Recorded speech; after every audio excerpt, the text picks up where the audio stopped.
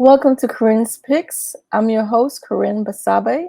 Corinne's Picks is a show about remarkable works of art and the careers of remarkable artists. Today, we are delighted to have Enrique Corneiro back. He's a magnificent artist, author. He's a publisher of several books, two of which we've explored on Corinne's Picks before, the book Cold Women and also Runaway Virgins. Today we're going to be looking at another one of his books in his collection. We're going to be exploring a guide to collecting Virgin Islands sports memorabilia. The title of the book is called Rescuing Virgins. Welcome to Corinne's Picks. Rico, thank you for coming again. Thank you, as always, for being in your presence and being part of your wonderful audience. Yes, your book, Rescuing Virgins, A Guide to Virgin Islands Sports Memorabilia. Tell us a little bit about what is your relationship to this work in particular, and what is the work about? You know, growing up in the Virgin Islands, and for those of you that are not familiar with the Virgin Islands, it's about 1,000 miles off the southeast coast of Florida.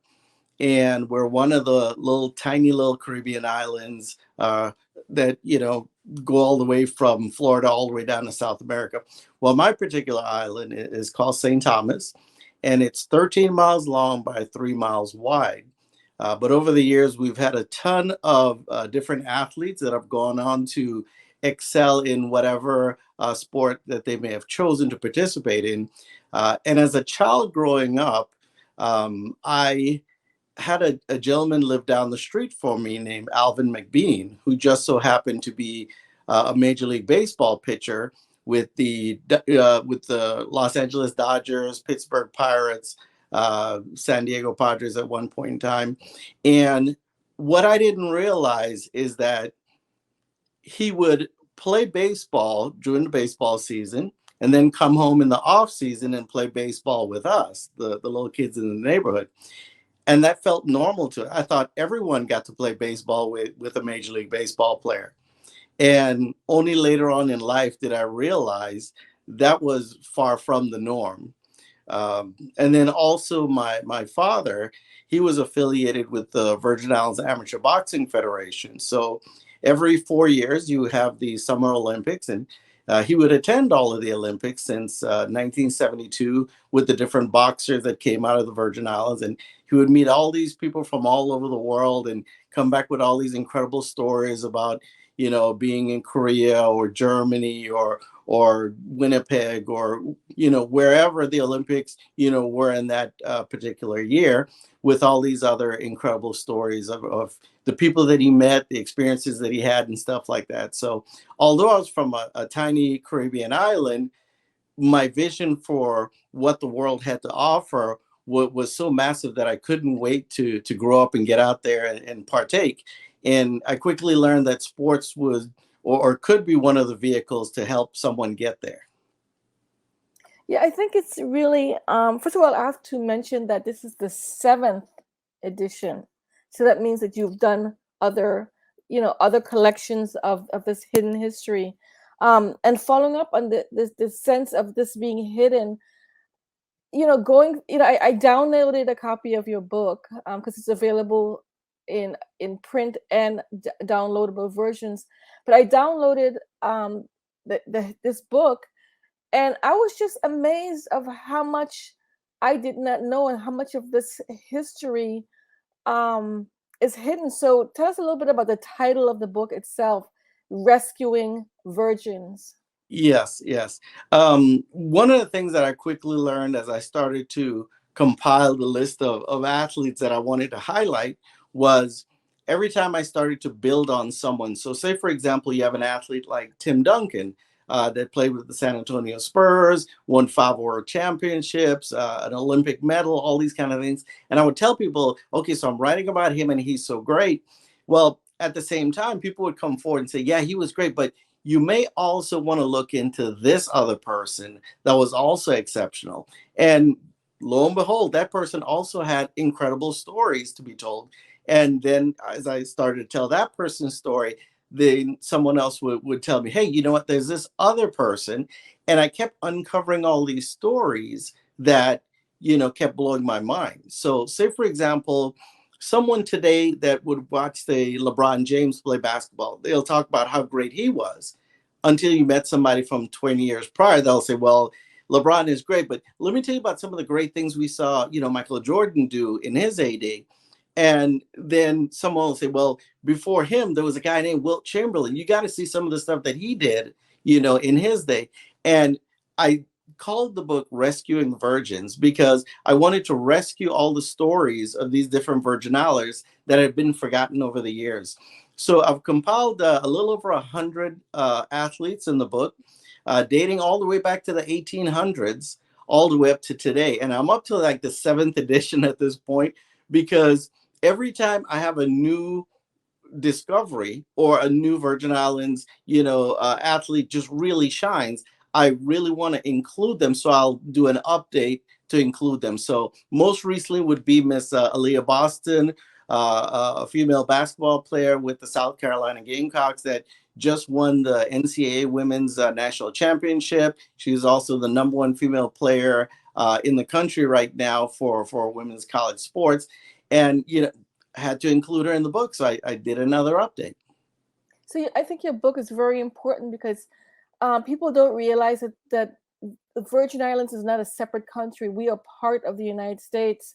So we're truly rescuing our legacy with this book so that people know who we are and we're part of that American story or fabric, as they say. So let's start looking at some of the slides, because I think we're kind of talking abstractly, and I think I would love to put faces on these names. Yes.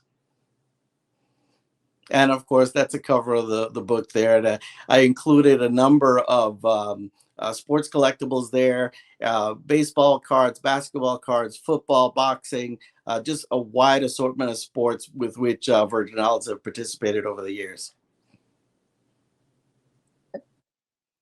Okay, this gentleman, his name is Elrod Hendricks, and he was born on the island of St. Thomas, spent much of his time on the island of St. John. Matter of fact, he has a family there that still resides there. But one of the incredible things about him is that he won a baseball World Series playing for the Baltimore Orioles, and he won another World Series ring as a coach for the same Baltimore Orioles. And what makes him rather unique is the fact that he had 28 years in a major league uniform, which by far exceeds any other Virgin Islands. Matter of fact, it exceeds most anyone, in the United States. Just the fact that such loyalty to one team for such a long period of time. And he did have a stint where he played with the New York Yankees. And you can see from the top center photograph, he actually played baseball also in a Mexican league. He was actually known as the Mexican Babe Ruth because he would hit so many home runs when he played for his team in Mexico. This next individual here, his name is Emile Griffith, and he was a professional boxer, a 5-time world champion that fought in the 60s and early 70s. They actually made a story about him and a movie called Ring of Fire. If you look in the upper left-hand corner, it shows an image of what the promo poster looked like. And then if you look at the lower middle, it has like a Jet magazine, and off to the left is TV Guide. So he was so famous. He was all over many, many magazine covers. One of the things that's real interesting about his story is he was a gay or bisexual man in the 1950s and 1960s in as macho a sport as you can be, professional boxing. And there was a fight that he had with a gentleman named Benny Parrott from Cuba. And Benny didn't care too much for people that were anything other than a straight American person. So he would ridicule him constantly in and out of the ring. And when they ended up fighting, Emile was so upset that he gave it his all. And just so happened during the boxing match, Emile Griffith at one point gets something like 13 punches in a row. and ended up knocking the gentleman out and killing him. And after the funeral and everything was over, one of the things that he said that was very profound is he said, I killed a man and the world forgave me and embraced me. But when I told them I loved the man, the world hated me and shunned me. And regardless of what your feelings are, that's such a powerful statement, to kill a person and everybody forgive you, but you say you love a person and they hate you. I So think it was he very go down courageous. a very different time. Yeah, very different time. But his story is one that was so profound that they made a movie about it. There's written books about it, and he's a guy from the Virgin Islands that grew up in the Savannah area. Just simple American Virgin Islander. Yeah, I saw the movie Ring of Fire, and I think, people should really go out and see it because, he does put a face on who we are as Virgin Islanders, and and I'm proud that he represented the LGBT community as well because, people in the Virgin Islanders who need to see that as a role model as well, I'm sure. Okay, can we have the next slide? Okay, this gentleman, Valmy Thomas, he is not officially credited with being the first Virgin Islander in Major League Baseball, but in actuality, he was. The only reason they don't credit him with being the first Virgin Islander in Major League Baseball is that when his mom was getting ready to give birth, they went to Puerto Rico to get better medical treatment. And as soon as he was born, they brought him back. So on paper, it says he was born in Puerto Rico, but he lived his entire life in the Virgin Islands. An outstanding baseball player with the San Francisco Giants. And one of the things that made him kind of stand out was he played Major League Baseball, but then he also played Winter League Baseball in Puerto Rico. And one of his teammates was Roberto Clemente, the great baseball player. At one time in around 1954, 1955, they had a team that they called the Perfect Machine. And on that Perfect Machine team in Puerto Rico, ironically, it had 3 Virgin Islanders starting on the team. So he was such a good player, and the Virgin Islands on the team were such good players that, on a Puerto Rican team, you had Virgin Islanders, and that was so outstanding. Another thing is, him and the other Virgin Islanders at the time that were playing in Major League Baseball were so respected by their peers that for the first time ever, the New York Yankees and the Boston Red Sox decided to play a baseball game in the Virgin Islands to show the people in the Virgin Islands, I guess, a sign of respect and appreciation for what the people of the Caribbean had brought to Major League Baseball. So they played a game on St. Thomas and they played one on the island of St. Croix. And you can imagine seeing people like Willie Mays and well, not Willie Mays, but Mickey Mantle, Carl Yastrzemski, all the famous New York Yankees and Boston Red Sox players. And ironically, the people that got the loudest cheers were the Virgin Islanders. People, Valmy Thomas and Elmo Plaskett and things like that. But first time ever that we had Virgin Islanders and major leaguers play together, not just come for, to do a little exhibition or whatever, but they played a full 9-inning baseball game. That's terrific. We're going to break for a commercial, and we'll be right back. When we come back, I'd like to talk a little bit more about his research, how he did his research, and we'll see some more images. Come back in a moment. UNICEF Kid Power is offering free online dance and exercise videos with a twist. Kids stuck at home can get active and save lives locally and around the world. Sign up for free at unicefkidpower.org. A lot of people say when you're going somewhere, you don't want to look back. But I beg to differ. For her to see her father celebrate his graduation, it's the best feeling in the world. I can't lie and say it was easy. But sometimes you just have to stop everything and take it in. I looked at everything in a different light. I realized it started with me going back and getting my high school diploma. When times get dark, we can't see the help that's all around us. Let 211 be your guiding light for help with food, healthcare, and other resources. 211, how can I help you? Call 211 or visit 211.org. 211, get connected, get help.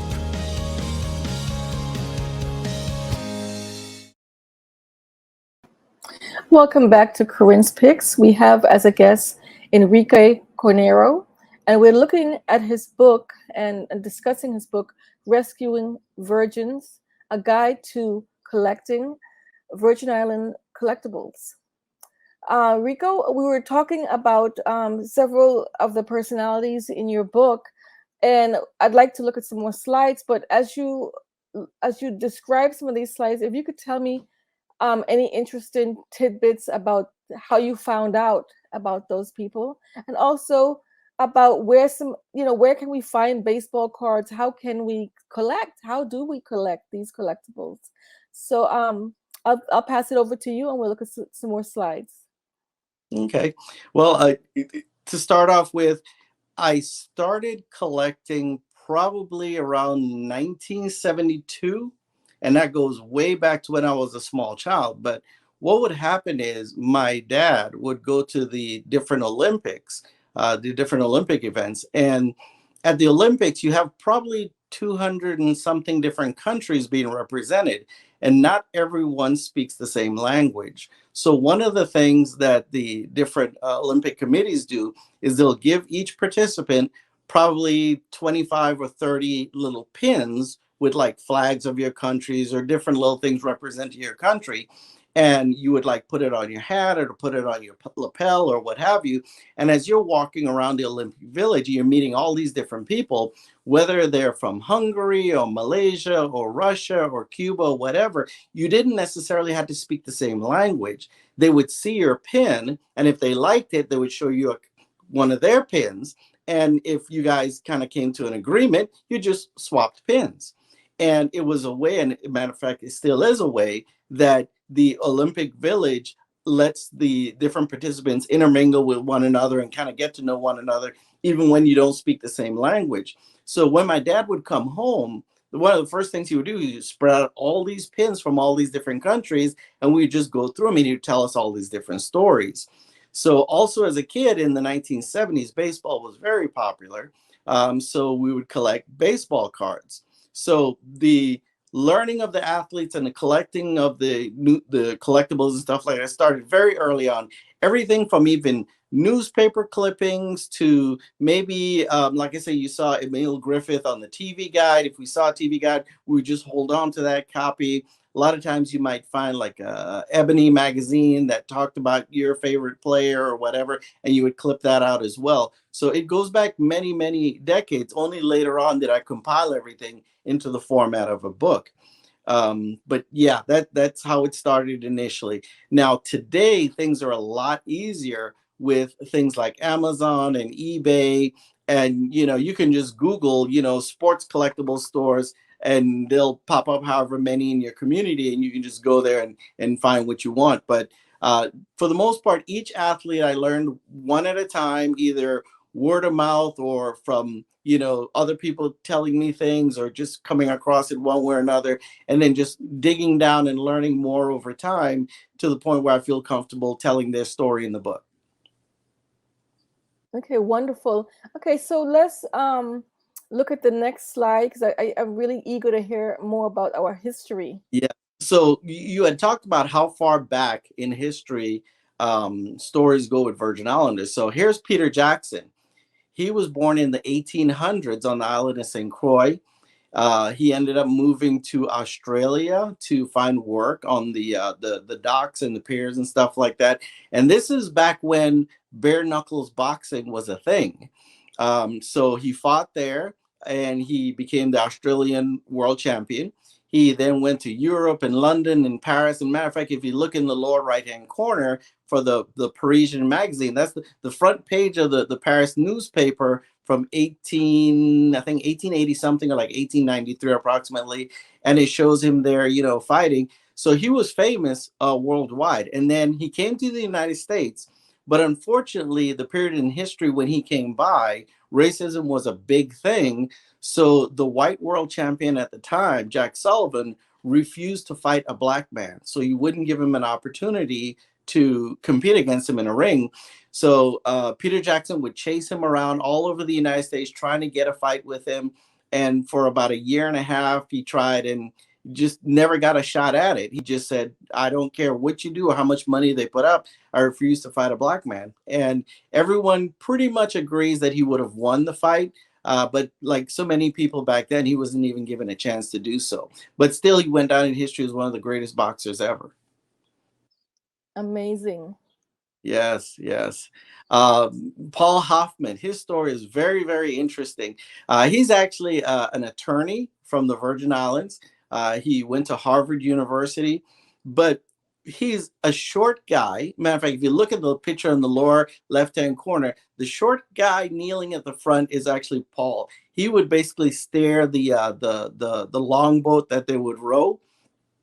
And when he showed up at Harvard, very first day, he went to the locker room with his team and he wrote 1968 on the chalkboard. And he said, gentlemen, we're going to win the gold medal in 1968 at the Olympics. And that was such a bold statement because the team had never done much of anything. He wasn't even, an established leader on the team or anything. But here's this little guy just show up and say, we're going to win the gold medal. Well, they did not win the gold medal in 1968 in Mexico City. They ended up winning, I think, the silver 4 years later. But that was a very bold statement.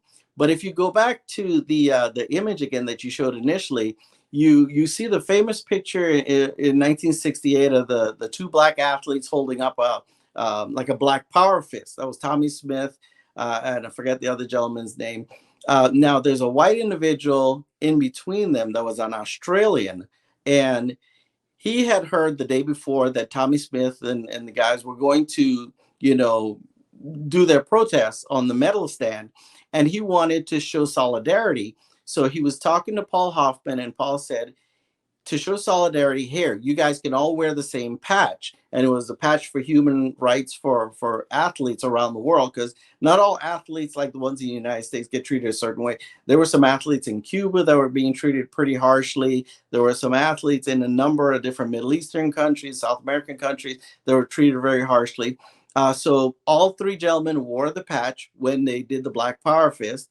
And the Australian athlete was ostracized for the rest of his career. They took his medal away and basically made it difficult for him to even get a job because, like I say, again, in the 60s, race relations weren't what they are now.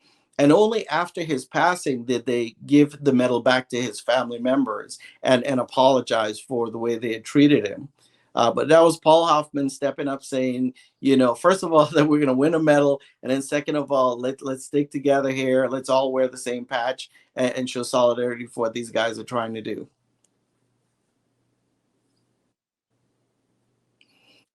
Sabrina Johnson. Okay. So Sabrina was a young black girl from the Virgin Islands that saw someone downhill skiing on TV one day and told her mom that she wanted to do this, even though there was no snow in the Virgin Islands.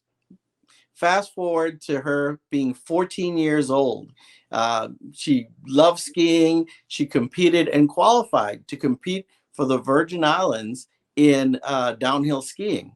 And she was only 14 years old. She was the youngest ever female African-American athlete to actually do so. Now, not everyone, even in the 80s, was very accepting of her. And she was actually getting death threats saying that she shouldn't participate, she shouldn't be there or anything like that. Go do track and field or something else, but this is ours. But nevertheless, she skied, she did well. And to this day, in the African American Museum in Washington, D.C., they have like her skis and her boots and a couple other things acknowledging her incredible achievement at such a young age. And even today, she's still a model and an actress and very active in a number of different arenas. So, We have about 2 minutes left of the show. And I want to make sure that, because I've learned a lot in this episode. I've heard a lot of names that I would have never heard of before. And I just want to give you a couple of, 2 minutes to kind of wrap up and, tell us basically a summary about collecting, our history, how to do it and how to get started. Yeah, and it's ironic how you put it. There's a lot of the names that you hadn't heard, but guess what? They're probably names that your parents heard or names that your grandparents heard. And they were famous, they were well known, but those stories were never captured. They were never documented. They were never, set down in writing for posterity. And the goal of my book, Rescuing Virgins, is to do just that. Rescue as many of these incredible stories as I can and share them so that, when your parents, your grandparents, or your great grandparents, in the case of like Peter Jackson, they're not around anymore, their stories can still be told so that people will know that Virgin Islanders are people that have contributed not just in the Virgin Islands or in the United States, but worldwide. There's so many other people that I didn't even mention, Levi Bow that won 18 basketball championships in Switzerland. There's Leon Trimmingham that was known as the Australian Michael Jordan because of his incredible high-flying dunks and all-star performances. There's so many stories, and my book is just an attempt to start to capture some of these people. So we have about 100 stories, and I hope that I did them well in telling their stories. Of course, I'm always very grateful when you come on my show. Hopefully we'll do this again because you have so many books that you've published. And, thank you for being on Corinne's Picks. And thank you for your wonderful show again and for having me. Okay, thank you.